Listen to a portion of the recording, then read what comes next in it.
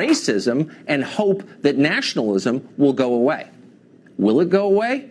Probably not, because the core idea is appealing to people in all countries over all time.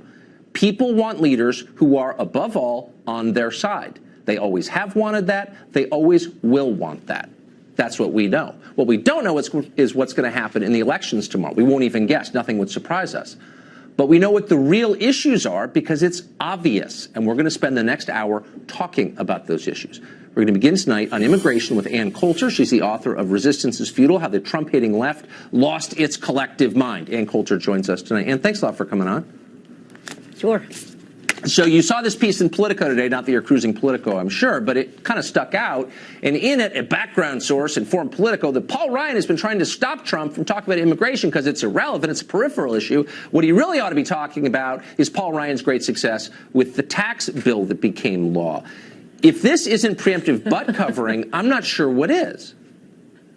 Beyond that, it's just so completely wrong. I'm so happy Trump has taken over my party. No, that's the old loser Democratic, or rather Republican Party, running on tax cuts. I mean, half the country doesn't even pay taxes. You know that running on the economy is a loser because, for one thing, all of the left-wing commentators are saying Trump should be talking about the economy. Please talk about the economy. Don't talk about immigration. Number two, the only argument from their side that you just played, I guess, from Joe Scarborough, was to accuse people who are opposed to dumping millions of poor people on the country, driving down the wages of the working class and Joe Scarborough's maid, is to claim racism. You know, the left is so lucky that the poor countries to the south of us are Latin American countries, and we're not taking in, like, Poland's poor, or you know, Eastern Europe's poor, maybe gypsies. I don't know if he would consider gypsies darker, browner than us. It has nothing to do with race until they make it so. So you're saying that if we were taking in, wait, just to be clear about what you're saying, so you're saying if we were taking in Eastern Europeans, then the left wouldn't get to claim racism, they'd have to think of some other reason. Yes, no, our objection is dumping lots of poor people on the country is hurting the poor people already here and the working class already here, the low-skilled workers already here. I'd like to know how many of these, of Joe Scarborough's beloved brown people, live in the houses near him as opposed to come to clean his toilet and pool.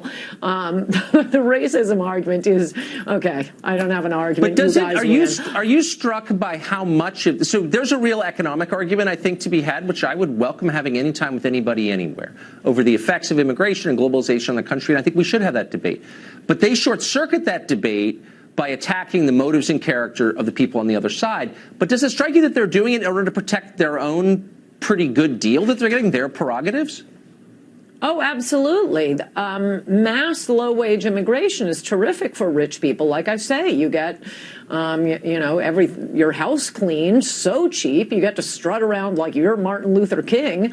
If you work on Wall Street, you get to put together all these global deals. Globalism is great for the rich, people who live on the coast, people who need who have a lot of servants. You know, pool boy, nanny, somebody to pick up the kids. It's terrific for them. But again, for the poor people already here, and not just poor people, I mean, it goes up the scale. So you know, the working class gets pushed aside as well, and it shows Trump's magnificent political instincts, I think. Other than actually fulfilling his promises on building a wall and deporting illegal aliens, he's doing the best he can on these midterms. I love that his instincts are, no, I have to keep talking about immigration. That's right. Little tip for the president, it would be so much better when you're running for re-election if you actually did the stuff that you've been promising to do for 3 years. And if your own party agreed with you. Ann Coulter, thank you for that analysis. Great to see you today. Thank you.